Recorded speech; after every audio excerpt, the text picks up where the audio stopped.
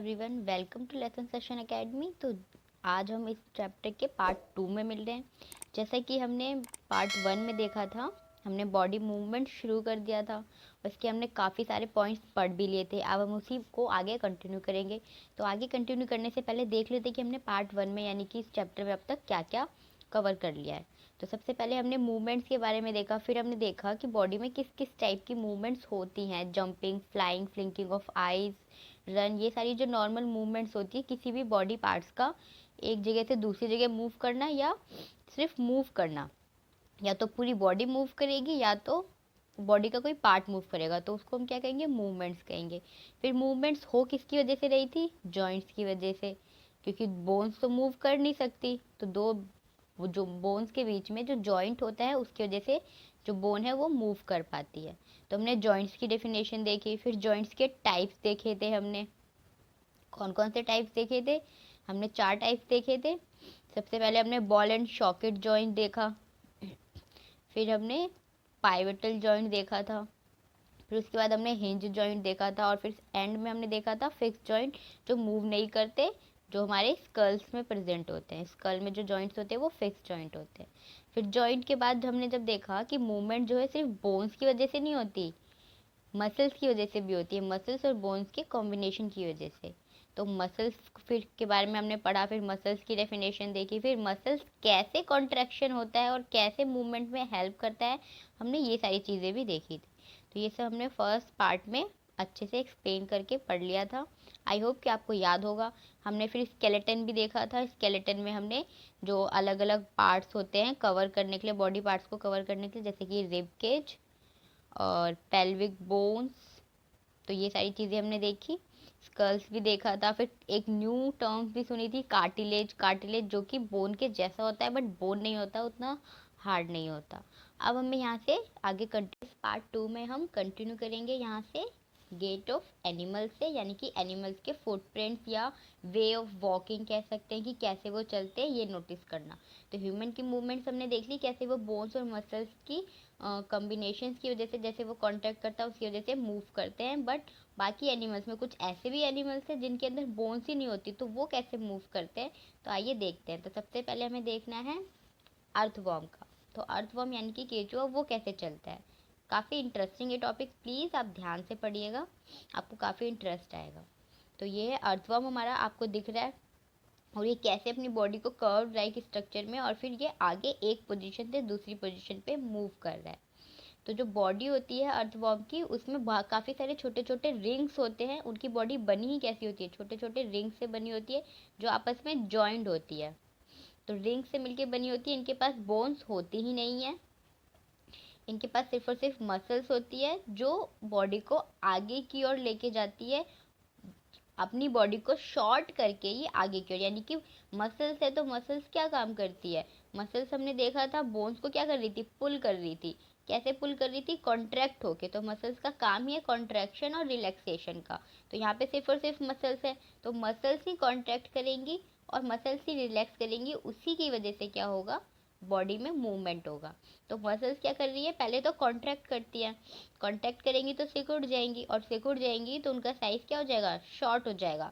तो इनकी बॉडी में सिर्फ और सिर्फ मसल्स ही है, तो जब मसल्स ही छोटी हो जाएंगी, सिकुड़ जाएंगी, तो इनकी बॉडी क्या हो जाएगी, शॉर्ट हो जाएगी।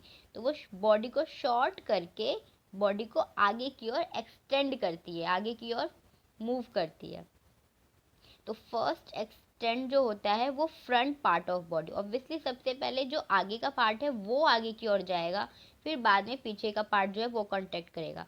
तो आगे जाने के लिए क्या होता है, keep the rear portion fix to the ground. तो सबसे पहले तो हमें जो पार्ट आगे की ओर ले जाना है उसके अलावा बाकी पोर्शन को हमें ग्राउंड में फिक्स करना पड़ेगा। Then it fix the front end releases the rear end.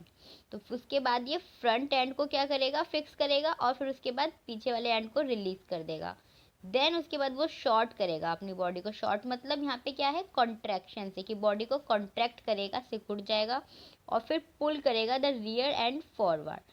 तो ये एंड को जब उसने फिक्स कर दिया, सबसे पहले अगर ये अर्थवॉर्म है, ये वाला एंड उसका फिक्स हो गया है, तो अब अगर वो कॉन्ट्रैक्ट करेगा तो बॉडी पूरी सी छोटी हो जाएगी थोड़ी सी, और फिर उसके बाद वो जब रिलैक्स होगा तो वो आगे की ओर एक्सटेंड हो जाएगा। जैसे कि आपको यहाँ पे दिख रहा है, इस स्ट्रक्चर में आप देख सकते हैं कि पहले वो इतना बड़ा था, फिर जब उसने बॉडी को शॉर्ट कर लिया तो वो कॉन्ट्रैक्ट हो गया, और फिर जैसे उसने रिलीज किया तो वो क्या हो गया, यहाँ से इतना आगे की ओर मूव कर चुका है।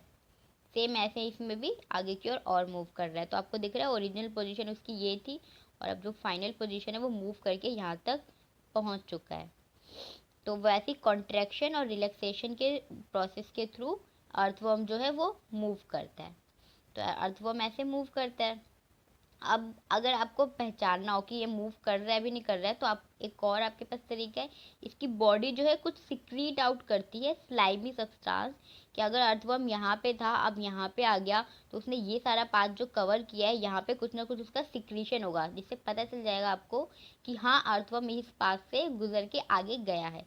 क्योंकि वो अपने पीछे क्या छोड़ता है, क्या सिक्रीट करता है बॉडी से, एक स्लाइमी सब्सटेंस, लिक्विड सा चिपचिपा सा सब्सटेंस सिक्रीट करता है, जो उसकी बॉडी को मूव करने में हेल्प करती है। तो मसल्स भी हेल्प करती है और ये स्लाइमी सब्सटेंस भी हेल्प करती है। तो ये भी आपको हेल्प करेंगे ये जानने में कि अर्थवर्म कैसे मूव कर रहा है। तो under its body it has large number of tiny bristles. तो अभी हमने बोला कि टाइनी रिंग्स है, उसके साथ साथ बहुत सारे छोटे छोटे ब्रिसल्स भी होते हैं जो कि हेयर लाइक स्ट्रक्चर होते हैं, फर जैसे। तो वो भी बॉडी के बाहर प्रोजेक्ट हो जाते हैं, और ये भी हेल्प करते हैं क्योंकि ये मसल से कनेक्टेड होते हैं। अगर मसल से कनेक्टेड है तो जब मसल्स कॉन्ट्रैक्ट करेंगे तो ऑब्वियसली इनका भी रोल होगा उनके कॉन्ट्रैक्शन में, तो ये भी हेल्प करेंगे। तो ये किस चीज़ में हेल्प करते हैं कि मसल से बाहर निकल के, अगर ये अर्थवर्म है तो ब्रिसल्स थोड़े से बाहर आ जाते हैं और यही बॉडी को फिक्स करते हैं ग्राउंड में, जिसके बाद क्या होता है, मसल्स कॉन्ट्रैक्ट होती है और बॉडी को आगे की ओर मूवमेंट। तो ये क्या करते हैं, ग्रिप बनाने में हेल्प करते हैं ग्राउंड पे, ताकि बॉडी अच्छे से फिक्स हो जाए। तो हमने देखा अर्थवर्म में कैसे मूवमेंट होती है, उसमें किस किस का रोल होता है, टाइनी ब्रिसल्स का, मसल्स का, और जो सिक्रीट करती है स्लाइमी सब्सटेंस उसका। इन तीनों से मिलके बॉडी क्या करती है, मसल्स कॉन्ट्रैक्ट करती है और एक्सटेंड होती है आगे की साइड। अब जो दूसरा इस ऑर्गेनिज्म है विदाउट बोन्स, इसे हम कह सकते हैं स्नेल। तो स्नेल जो है ऐसा ऑर्गेनिज्म है जो सबसे स्लोली मूव करता है, तो सबसे स्लो चलने वाला एनिमल है। तो snail and it is our skeleton of the snail. तो ये है उसका आउटर स्केलेटन। तो ये जो आपको दिख रहा है इसके बैक पे, ये इसका एक कवरिंग है, ये इसके अंदर ही घुसा रहता है, लेकिन जब इसे मूव करना होता है या खाना खाना होता है, कुछ एक्टिविटी करनी होती है, तो ये अपने स्केलेटन से, इसके आउटर स्ट्रक्चर से बाहर निकल जाता है। तो ऑब्वियसली इसके अंदर भी आपको दिख रहा है, ये भी थोड़ा थोड़ा मतलब स्ट्रक्चर जो है मसल लाइक स्ट्रक्चर दिख रहा है, तो इसके अंदर भी कोई बोन्स नहीं होती। तो इसके भी आपको दिख रहा है, इस पे भी कुछ ना कुछ स्ट्रक्चर ऐसे होंगे जो हेल्प करेंगे।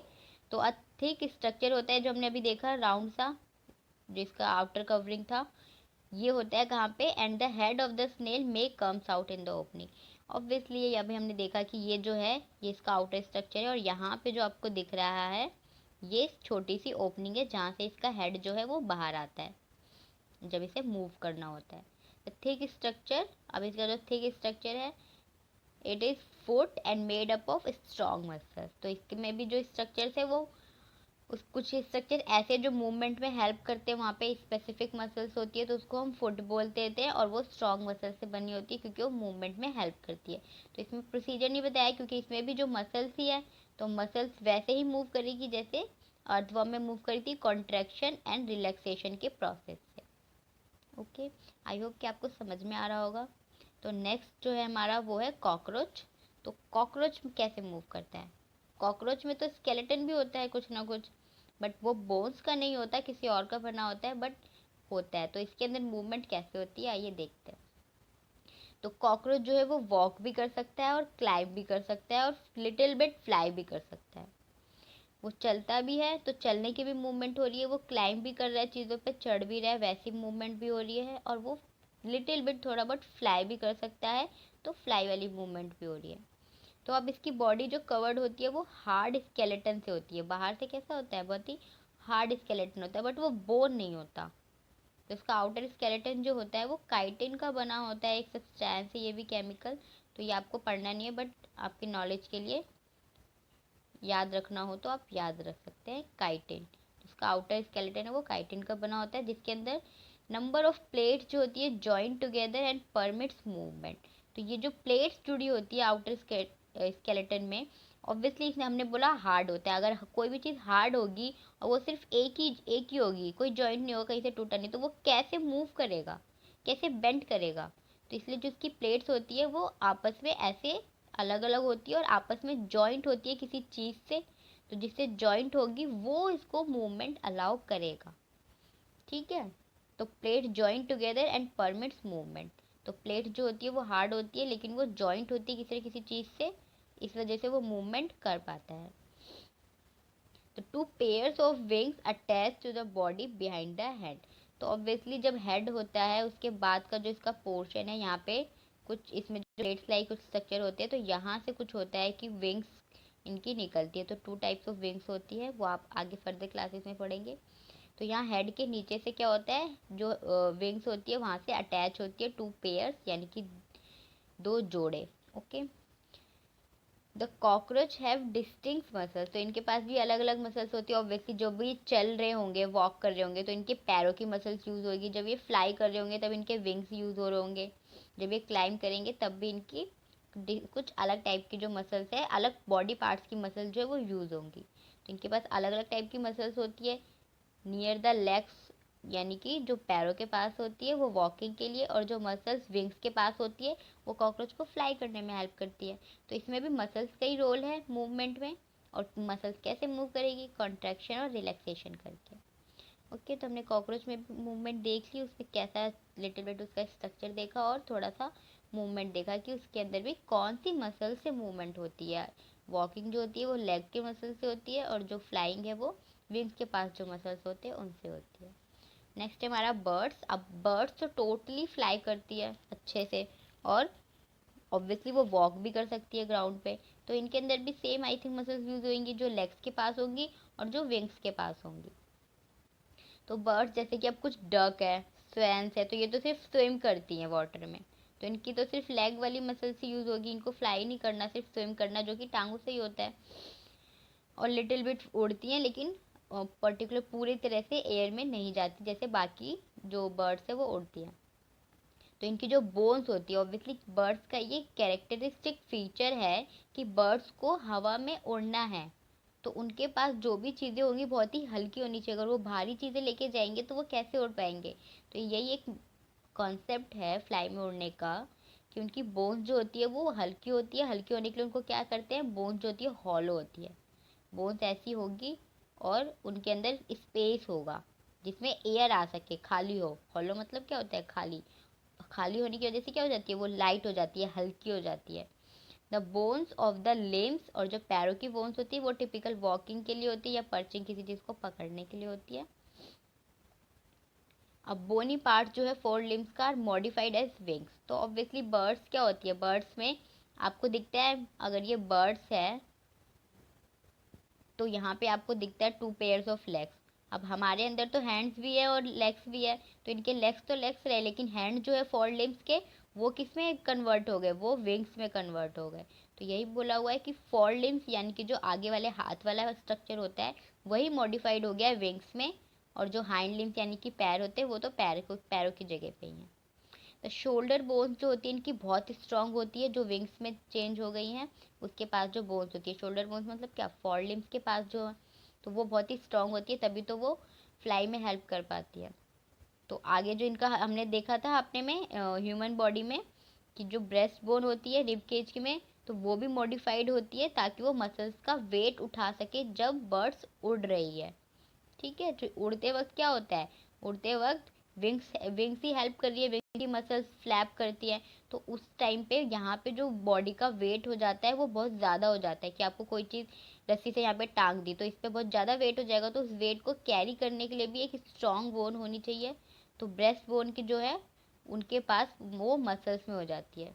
ठीक है, मसल्स ऑफ फ्लाइट मसल्स। तो ब्रेस्ट बोन जो होती है modified into modified to hold muscles of flight which are use to move. ठीक है, तो ब्रेस्ट बोन बहुत ही स्ट्रांग हो जाती है और मॉडिफाइड हो जाती है डिफरेंट स्ट्रक्चर में, ताकि वो मसल्स का वेट जो है वो कैरी कर पाए। सिर्फ और सिर्फ बर्ड्स में ऐसा होता है। अब अगर हम फिशेस की बात करें तो फिशेस में क्या होता है, फिशेस में को तो टोटली वाटर में ही रहना है, वाटर में ही मूव करना है, तो उनका जो कंसेप्ट होगा वो वाटर से ही रिलेटेड होगा। उनके पास विंग्स वगैरह नहीं होंगे, लेकिन उनके पास न्यू स्ट्रक्चर है, फिन्स होते हैं इनके पास। तो जो फिशेस होती है उनकी हेड और टेल जो है, fish are smaller than middle portion. तो आप अगर इसमें देखेंगे, इसका जो टेल पोर्शन है उसका जो हेड पोर्शन है बहुत ही छोटा है in comparison to middle portion के। तो इसके पीछे भी रीज़न होता है। और जो बॉडी जो है वो टेपर्स होती है, और आप हमेशा देख रहे हैं कि आगे से भी टेपर्स लाइक स्ट्रक्चर है और पीछे से भी थोड़ा सा ऐसे ही लाइक स्ट्रक्चर है टेपर्स में। तो इसके पीछे भी रीज़न कि फिशेस का स्ट्रक्चर ऐसा क्यों है, ताकि वो बॉडी में इजीली मूव कर पाए। और जो टोटल अगर आप बॉडी बोलेंगे फिशेस की, वो शेप होती है स्ट्रीम लाइन। हमेशा हर एक फिश की बॉडी में यहाँ पे एक सेंटर में एक लाइन होती है, स्ट्रीम लाइन, जो उसको हेल्प करती है डायरेक्शन देने में। तो यहाँ पे अगर हम फिशेस की मूवमेंट की बात करें तो स्केलेटन जो फिश है वो कवर्ड होता है विथ स्ट्रॉन्ग मसल्स। तो मूवमेंट तो मसल से ही होंगी इसमें, बट क्या डिफरेंट होगा फिशेस में? During the swimming muscles make the front part. तो मसल जो है फ्रंट पार्ट को, बॉडी को इसमें कर्व लाइक मसल जो है पहले मूव करके कर्व लाइक स्ट्रक्चर बनाएगी और फिर जाके वो एक साइड में मूव करेगी। तो जिस साइड में वो कर्व करेगी one side, and the tail part जो स्विंग करेगा वो टुवर्ड द ऑपोजिट साइड, और फिश फॉर्म्स अ कर्व। तो यहाँ पे हम स्ट्रक्चर में देख लेते हैं कि सबसे पहले तो ये फिश थी। तो फिश ने क्या किया, सबसे पहले इसने अपनी बॉडी को कर्व किया एक साइड में, इस डायरेक्शन में, लेकिन टेल हमेशा उसके ऑपोजिट डायरेक्शन में मूव करेगी। ठीक है, तो उसके बाद वो मूव करने के बाद एक उसने कर्व बना दिया, क्योंकि अगर हेड जो है इस डायरेक्शन में है और टेल भी इसी डायरेक्शन में हो जाता तो कर्व कैसे बनता। इसलिए टेल जो है ऑपोजिट डायरेक्शन में गया, और इसलिए इस टाइप का क्या हो गया, एक कर्व स्ट्रक्चर बन गया, जिसके जैसे अब बॉडी इधर की ओर मूव कर जाएगी। तो अदर फेन्स जो होते हैं on their body is mainly help to keep the balance. तो फेन्स जो ये साइड में लगे हैं छोटे छोटे, ये सारी हेल्प करते हैं बॉडी को बैलेंस करने में और डायरेक्शन देने में। जब वो स्विम करते हैं तो उनको डायरेक्शन भी तो पता होनी चाहिए कि आगे ही जाना है या पीछे जाना है। तो डायरेक्शन के लिए भी स्ट्रक्चर्स होते हैं जो डायरेक्शन देने में हेल्प करते हैं। तो ये थी फिशेस के बारे में। अब है हमारा स्नेक्स। तो स्नेक्स कैसे मूव करते हैं? स्नेक्स को क्या करना होता है, वो तो क्रीपिंग करते हैं ग्राउंड पे। तो स्नेक्स है वह। तो अब तक हमने क्या क्या देखा, एक बार हम देख लेते हैं। हमने गेट ऑफ एनिमल्स में सबसे पहले अर्थवर्म की मूवमेंट देखी, कैसे वो बॉडी को फिक्स करता है, फिर कॉन्ट्रैक्ट करता है और फिर रिलैक्स करके एक्सटेंड करता है। तो अर्थवर्म देखा, फिर उसके बाद स्नेल का देखा, कैसे उसका एक आउटर स्ट्रक्चर होता है, फिर उसके अंदर एक ओपनिंग होती है और ओपनिंग से निकल के वो मूव करता है। It looks very interesting. Okay, snake का स्ट्रक्चर ही कितना अच्छा लग रहा है। उसके बाद कॉकरोच, फिर कॉकरोच में कैसे उसकी होता है, फिर वो कैसे मूव करता है, क्लाइंब भी करता है और लिटिल बिट फ्लाई भी करता है। फिर आपने बर्ड्स में देखा जो टोटली फ्लाई करते हैं, उनकी जो विंग्स होती है कितनी इतनी स्ट्रांग होती है कि वो पूरे बॉडी के वेट को कैरी करके हवा में उड़ सकते हैं। फिर आपने फिशेस में देखा, फिशेस में कैसे स्ट्रीमलाइन बॉडी होती है जो डायरेक्शन में हेल्प करती है, इसमें भी कर्व बनता है। तो अब तक हमने, अब हमें देखना है स्नेक्स कैसे मूव करती हैं। तो स्नेक्स के पास भी लॉन्ग बैकबोन होती है। तो आप देखते हो अभी हमेशा स्नेक ऐसा है, लेकिन उसके पीछे भी एक बैकबोन होती है लॉन्ग सी, और उसके अंदर क्या होते हैं, बहुत सारे छोटी छोटी मसल्स होती है, thin muscles. They are connected to each other, और मसल्स हमेशा कनेक्ट रहेंगी तभी तो मूव करेगी, ताकि एक मसल कॉन्ट्रैक्ट करे तो बाकी भी उसके साथ कनेक्टेड हो और वो भी अफेक्ट हो उस कॉन्ट्रैक्शन से। Muscles also interconnect the backbone, ribs and skin. तो यहाँ पे बोल तो दिया है रिब्स से, लेकिन एक्चुअली में यहाँ पे कोई बोन लाइक स्ट्रक्चर नहीं होता, बट रिब जैसा स्ट्रक्चर होता होगा जो लंग्स को कैरी कर रहा है, इसलिए यहाँ पे रिब्स बोल दिया है। तो बैक जो मसल्स होती है वो सारे स्ट्रक्चर से कनेक्टेड होंगी बॉडी के। तो स्नेक में भी क्या होता है, कर्व होते हैं। आपने देखा है स्नेक को भी चलते वक्त, तो वो भी ऐसे ऐसे चलता है। इसका मतलब क्या है, इसके अंदर भी कर्व लाइक स्ट्रक्चर बन रहे हैं जैसा फिशेस में बन रहा था। तो यहाँ पे भी क्या होता है, बॉडी को कर्व्स में लेके कर्व्स में चेंज करके तभी मूव करती है बॉडी, लेकिन बहुत सारे कर्व्स बनते हैं यहाँ पे। वहाँ पे एक ही बन रहा था टेल से, यहाँ पे बहुत सारे कर्व्स बनते हैं जिसे हम लूप्स कह सकते हैं। लूप्स एक तरह से क्लोज स्ट्रक्चर होता है, बट हाँ लिटिल बिट लूप्स जैसा ऐसा हो सकता है। तो each loop of a snake gives it a forward push. तो हर एक लूप बनते वक्त जैसी वो ऐसी बनता है, उसके बाद एक फॉरवर्ड पुश यानी कि आगे की ओर बॉडी को पुश धक्का देते हैं by pressing against the ground. ताकि इसके अगेंस्ट ग्राउंड के, जैसे हम चलते वक्त क्या करते हैं ज़मीन को धक्का देते हैं, वैसे ही स्नेक्स भी चलते वक्त क्या करते हैं ग्राउंड को धक्का देते हुए आगे की ओर चलते हैं, लेकिन मसल्स के थ्रू। ठीक है, तो ऐसे हमारा स्नेक जो है वो मूव करता है। यहाँ पे आप देख रहे हैं हर एक, यहाँ से एक लूप लाइक स्ट्रक्चर बना और इसने प्रेस किया ग्राउंड को और फिर आगे की ओर मूव कर गया। ठीक है, ऐसे लूप्स करके उसकी बॉडी जो एक्सटेंड करती है।